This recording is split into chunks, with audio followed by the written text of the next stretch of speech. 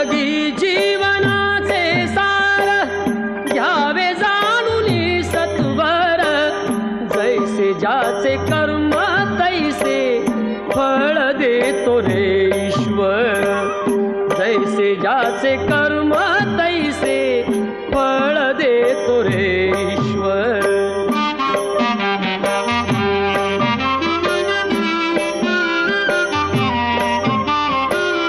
क्षणिक सुखासाठी अपुऱ्या कुणी हो